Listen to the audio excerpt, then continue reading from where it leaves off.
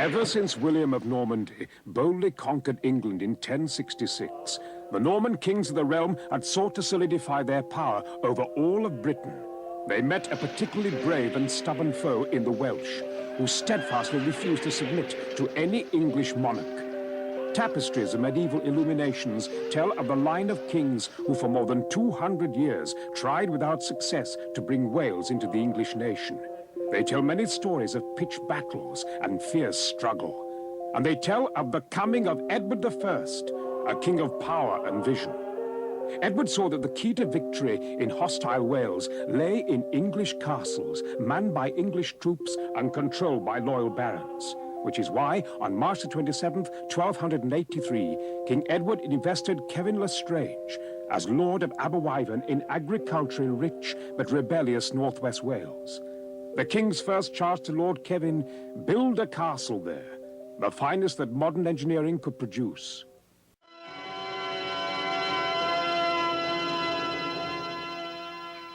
There never really was a place called Aberwyvon, or a baron called Lord Kevin Lestrange. I made them up. But the rest of the story is quite true. And here's the proof. This is the Castle Conway, built some 700 years ago.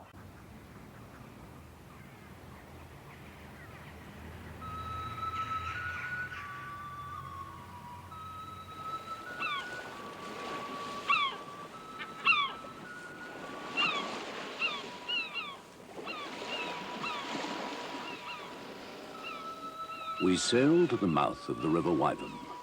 I met there with Master James of Babington, the famous engineer who was already at work on other castles for the king in Wales and Scotland. I hope he proves worth his fee of 3 shillings a day, an unprecedented sum. I trust you had a pleasant journey, Lord Kevin. Is the journey from London ever a pleasant one? Hardly, I dare say. Shall we begin, my lord? It is critical that we be able to command all the surrounding land and control traffic and commerce through the area. After surveying the entire area, my lord, I've decided that the outcrop of rock extending into the water provides the best natural defense. I'm sure a military strategist of your skill will agree. Right, sir. And of course, the river provides an obvious escape route, should one ever prove necessary. Let us hope to God it does not. At the foot of the outcrop over there, we will lay out the town. And that will provide the first ring of the castle's defense? I am very pleased, Master James. Thank you, my lord. His Majesty has impressed upon me the urgency of this project. After all, we are in hostile territory. Carpenters are already building workshops and barracks. And I must say, my lord, the protection of your soldiers provides great comfort indeed. A necessary precaution. We know the Welsh are watching us.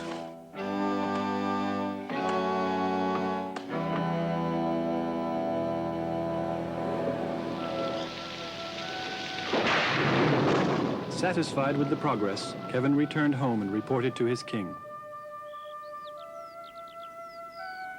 Since your last visit, I have laid out the boundaries of the town, which the diggers are trenching so we may build a wall.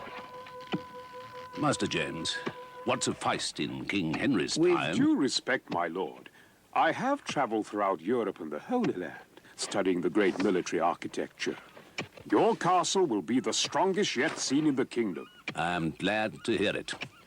It is laid out in defensive rings. The outer curtain wall will measure 300 feet on each of its sides and will be defended by towers and gatehouses. If by any chance, an extremely unlikely one, the attackers succeed in penetrating this area, they will be thwarted by the inner curtain wall, 12 feet thick and 35 feet high, with 50-foot high towers. An intruder would virtually have to fly to get in. That should hold against Prince David and his Welsh rebels. In the center of the inner ward, we have the living quarters for yourself and Lady Catherine, your children and servants. My wife is a particular sort of woman. She will not relish living in this godforsaken outpost. See that you make her quarters as pleasing as possible. You may have my assurance of that, my lord. Over here will be the barracks for the soldiers, Here the great hall and kitchen and storerooms, and here in the safest part of the castle will be the well. The castle is only as safe as its water supply. And the town, it will be a simple grid of streets and blocks to be further divided into lots. Very good. But the town defenses? The 3 entrances in the town wall will be fortified with double-towered gatehouses, which should prove quite effective. Most impressive. But how fast can the project be built? The stone is being quarried and loaded on ships, some of which have already set sail. But when the stone arrives, to maintain the pace of construction His Majesty demands, I simply must have more workers. And so you shall, Master James.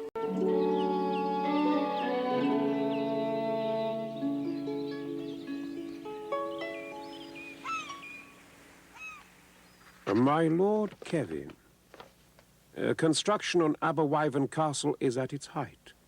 There are now 3,000 workers on the site, and we have finally secured sufficient master craftsmen to oversee them. In mid-July in this year of our Lord 1284, we began the outer curtain and the town wall foundation. As I explained to you when we last met, the 2 stone faces are bound with mortar made of sand and lime. And as the wall grows, the space in between is filled with rubble.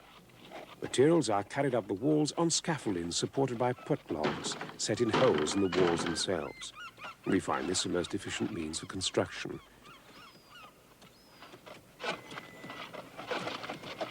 We use hoists and pulleys to lift lighter materials and tools.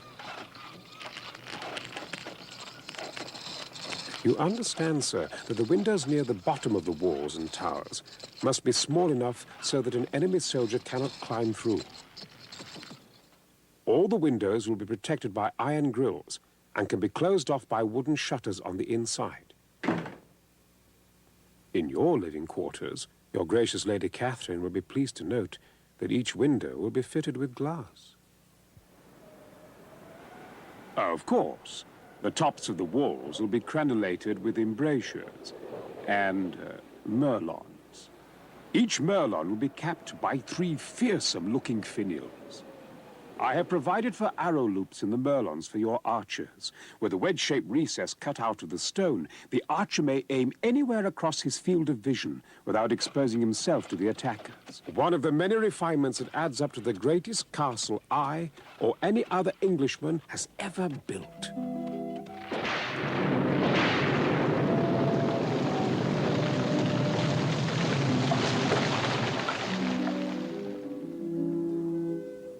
When the weather turned cold, the partially completed walls were covered with straw and dung to keep the new mortar from freezing and cracking. And so protected, the castle sat through the winter.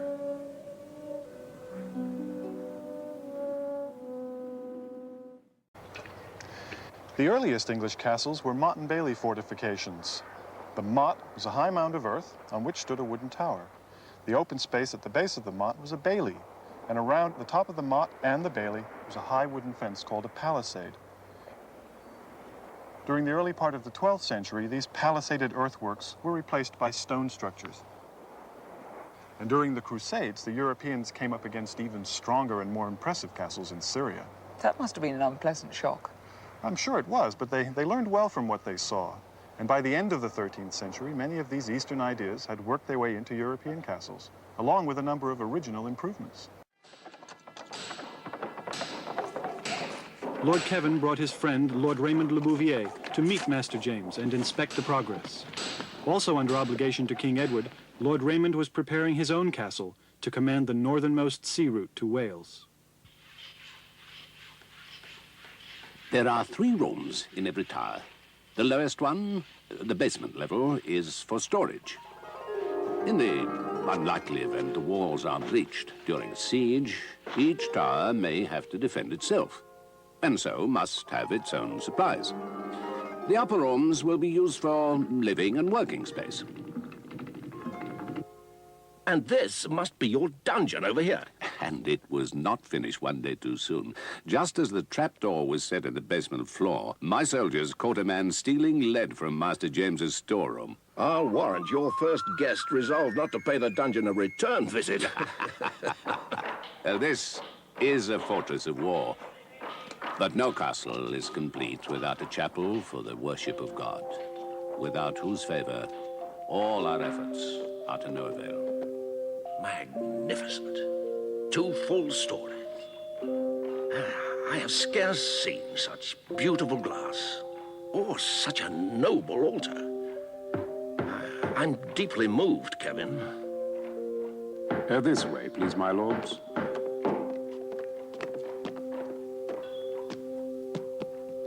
The gatehouses are the last major construction for both castle and town defense. Do please watch your footing, my lords. The stairs are not as yet evened.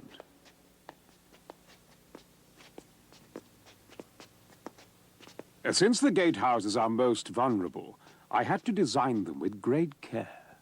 First, a heavy timber portcullis can be lowered to block the entrance. And beyond that,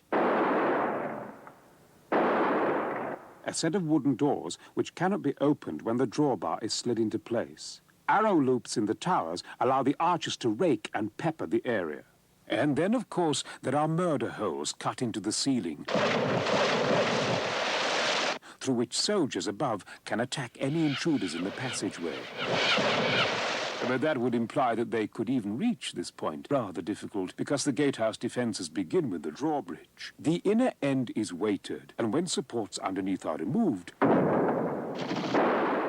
that end swings down into a pit, lifting the other end high above the moat. Most efficient.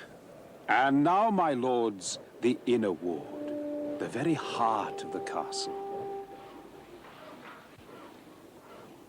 The barracks building is 2 stories high, with a slate roof.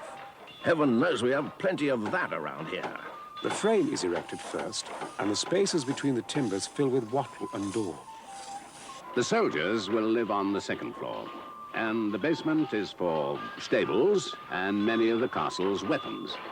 Everything's been thought of. In the castle, you no longer have to go out back when nature calls. There's garderobes built right into the walls. There's a round hole cut into the stone slab, leading right straight down to the cesspit below.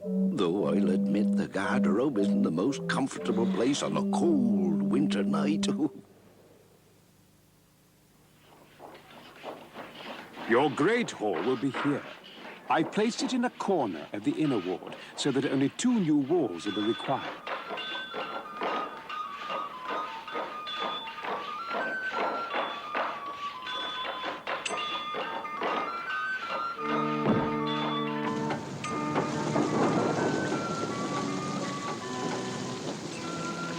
We have used the forces of nature to our advantage. A cistern in the tower supplies a sink with running water.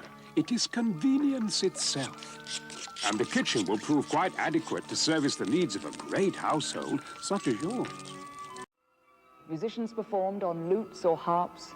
There were jokes, stories, epic poems, and historical tales. Children listened to legends and fables. There were tables for backgammon, chess, or dice. And when the weather was good, one could go outside for bowling or falconry. In bad weather, everyone gathered around the fire for warmth and to ward off the gloom. By the standards of the day, castle residents lived in luxury, especially when you consider the lot of the Welsh peasants. They lived in meager wooden shacks, slept in crowded communal beds, and often finished up the day cold, hungry, and exhausted from so many hours of strenuous labor. We're inside a restored medieval house at the Weald Downland Open Air Museum in Sussex. Because they were built of wood and not stone, buildings this old are rather rare and hard to find. This is close to what the interior of a craftsman's or shopkeeper's house in Aberwyvern would have looked like.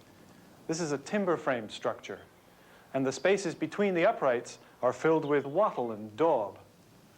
Wattle is a woven lattice of sticks which is covered over on both sides with daub, a mixture of mud, cow dung, and straw. A stone in the center of the floor served as a hearth for heating and cooking, and assured the constant danger of fire. In October of 1288, more than 5 years after Master James set out the first boundary markers, Aberwyvern Castle was finally completed. The entire outside of the castle was whitewashed, making it look as if it had been carved from a single gleaming piece of stone.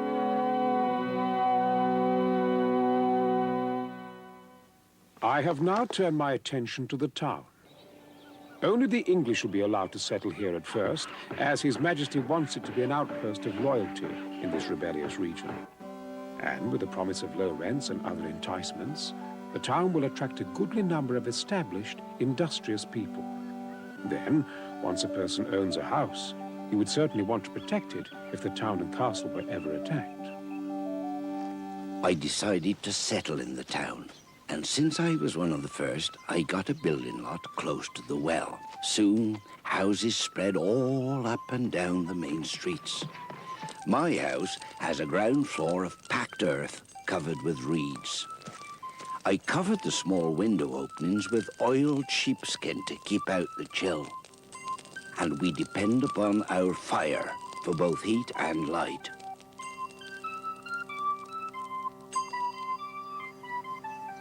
Here is Thomas the shoemaker's shop. And over there's my close friend, Oliver the tailor. Looks like he's opening up his shutters to start business for the day. As the number of shops has increased, some locations have become a bit more desirable than others. Though we like him well enough, no one wants to spot behind Matthew the butcher's shop. Oh, that's Robert the barber's place. We aren't large enough for a full-time physician, so we count on Robert to cure all manner of ills by bleeding out the bad humours.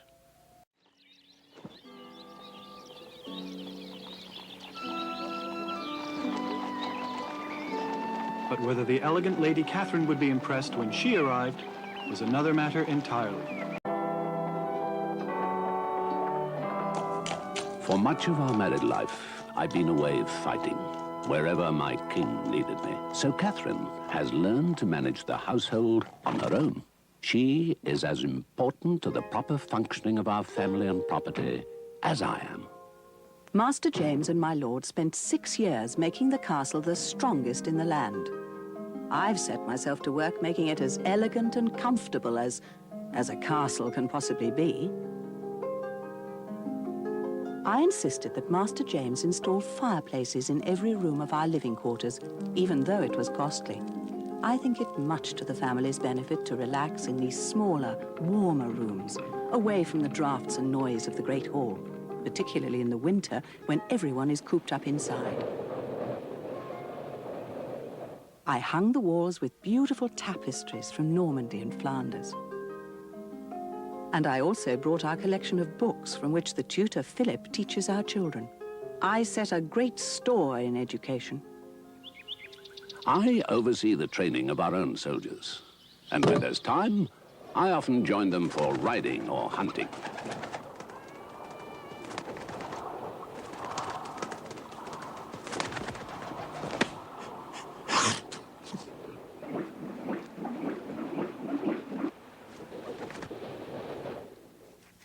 I must oversee all the servants. And though the soldiers may have much leisure time, I can always find something for the servants to do.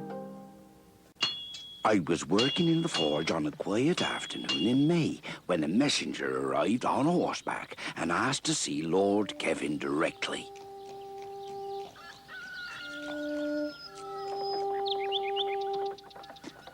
His message?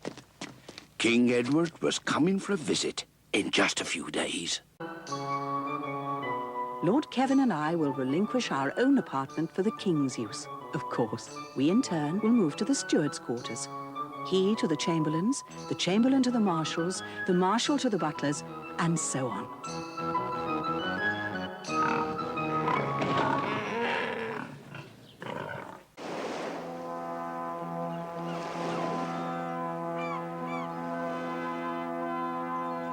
King Edward is making his entrance through town so that we can all catch a glimpse of His Royal Highness. Naturally, all business has stopped. It's not every day you get to see a king. In the evening, we held a great feast for His Majesty.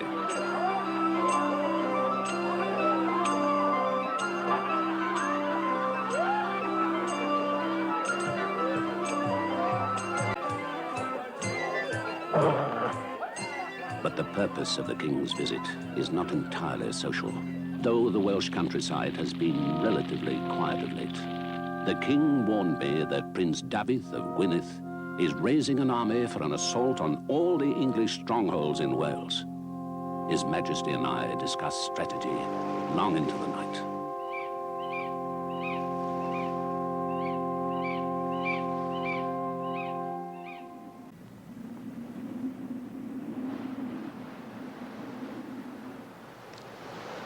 The modern game of chess, which dates from about the time of Lord Kevin's castle, is a fairly accurate representation of medieval warfare.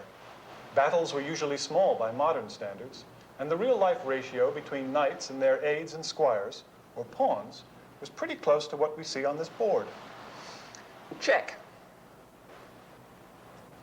Just as in the game, killing your opponent wasn't so much the object as cornering him and leaving him without options. Which I just did. Checkmate. So you did. Let's get back to the real thing.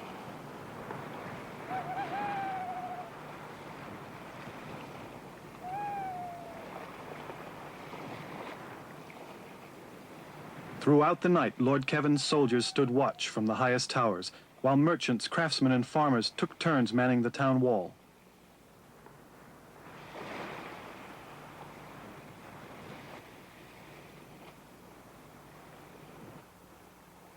In the waters around the castle, Welsh ships prevented escape or new supplies reaching the English.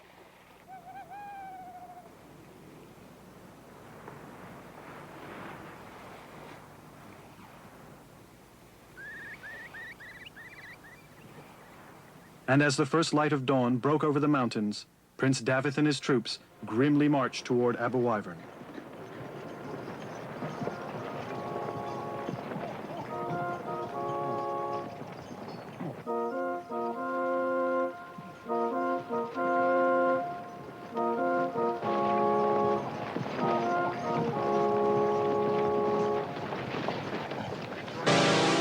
What lay in our way, we destroyed. The flour mill, the livestock barns, farmhouses. I ordered all the grain fields put to the torch. No longer will we suffer the presence of the cursed English in our land.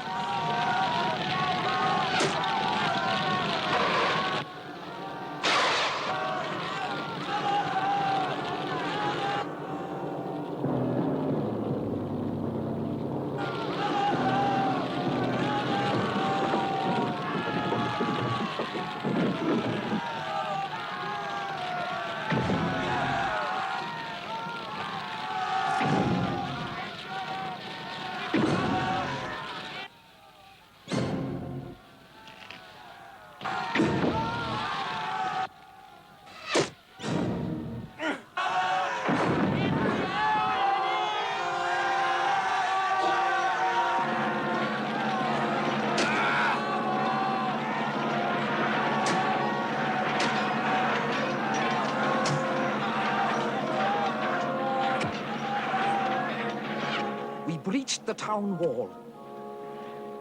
Then, house by house, we fought up toward the castle wall. A few fortunate townspeople made it into the castle ahead of their Welsh pursuers, who were trapped in the gateway between the portcullises.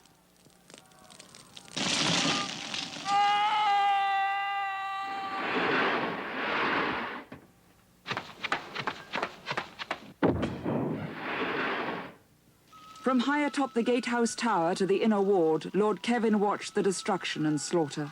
If I could only send forces out to help the brave townsmen on the front line. But if I leave the castle without defenses, the whole siege will be lost. And with the Welsh army closing in, I cannot open the gates for any more people escaping the carnage. But now, the battle has come to us. Outside the castle walls, Dafydd's men assembled in force, preparing their siege towers and catapults.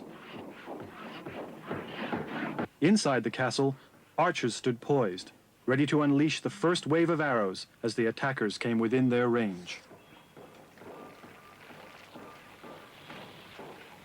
My plan has been to cut off the castle from the land while our ships cut it off from the sea and to starve Kevin into surrender. But when my messenger came with news that King Edward had dispatched a large force from the north, I knew we could not wait. They reached the wall. As one attacker fell, another took his place.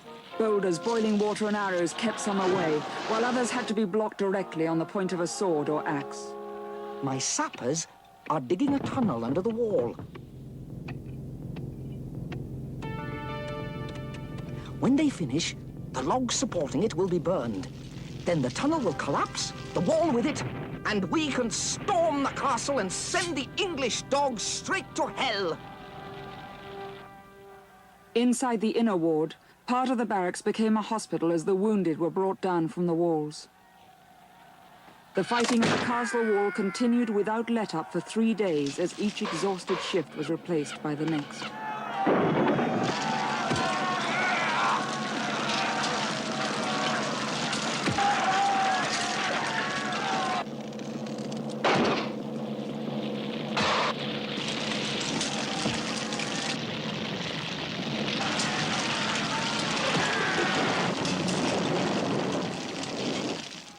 This morning, news has reached me that the troops of King Edward are less than a day away. Now we must make our final move. I am ordering the tunnel burned.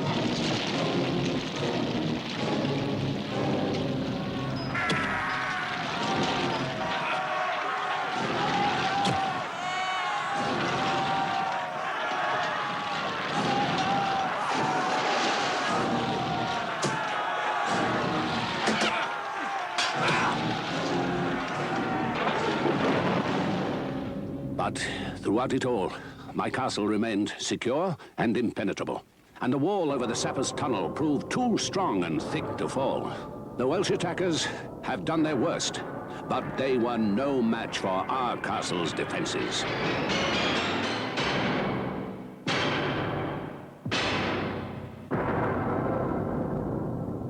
Dafydd knows the advantage is now mine. We have no way of smashing their defenses before the English reinforcements arrive. The best we can hope for is a stalemate, to keep Kevin in check. The tide of battle has turned! Finally, I have Dafydd on the run! I am ordering a retreat. We have no choice. We will need greater strength to drive these cursed English from our homeland. Until we do, the struggle will never cease. We know that God and right are on the side of Wales, and we are willing to die for our land.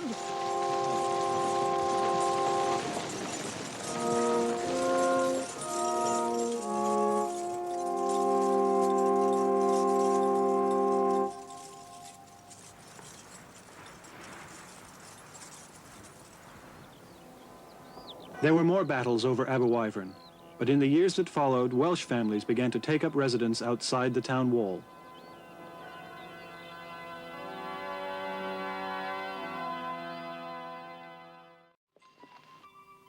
When the Welsh became part of the business life of the area, the castle built to subdue them became unnecessary. Thus, the full measure of King Edward's victory wasn't achieved until almost 200 years after his death. By that time, Lord Kevin's mighty fortress stood empty and roofless from neglect. And when travelers came to ask directions to Aberwyvern, they meant not the derelict old castle, but the thriving town.